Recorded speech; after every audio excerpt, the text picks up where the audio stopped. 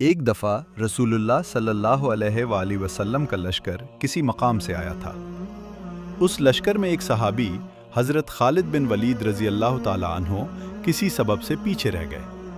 وہ اپنی فوج کو دیکھنے کے لیے ایک پہاڑ پر چڑھے تو آگے بہت سارے لوگ جمع تھے۔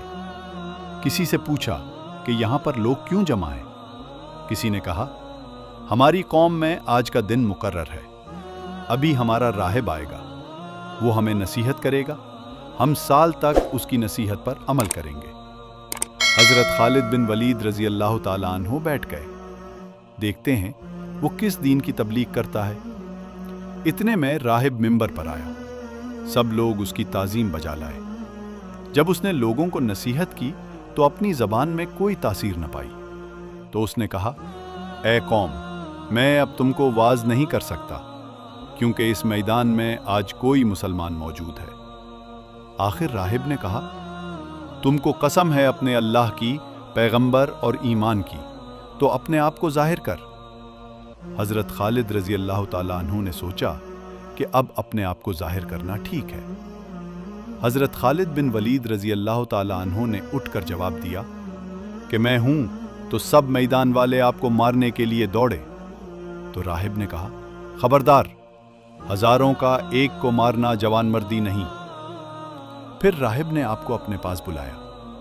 راہب، ایک مسئلہ پوچھنا چاہتا ہوں۔ حضرت خالد بن ولید نے کہا، سمجھ میں آئی گائے گا تو ضرور جواب دوں گا۔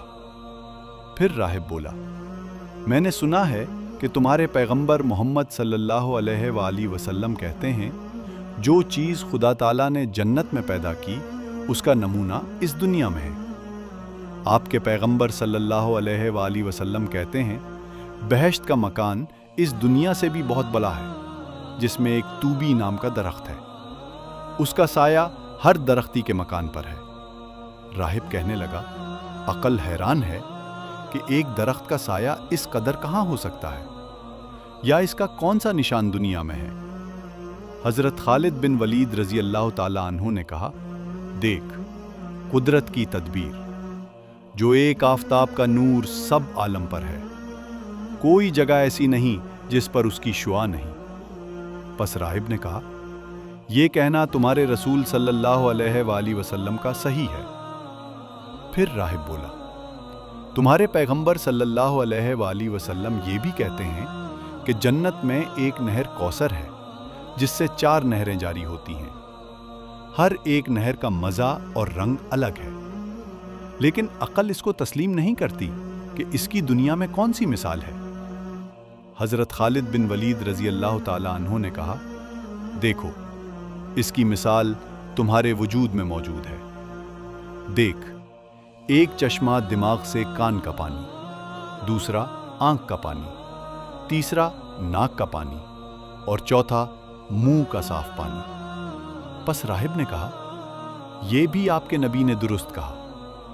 پھر راہب نے کہا، تمہارے نبی صلی اللہ علیہ وآلہ وسلم یہ بھی کہتے ہیں کہ جنت کے مقام پر تمام میوہ جات، ہر طرح کی نعمت عام ہے، کہ جنتی لوگ جو چاہیں گے کھائیں گے، مگر وہاں نجاست کی حاجت نہیں ہوگی۔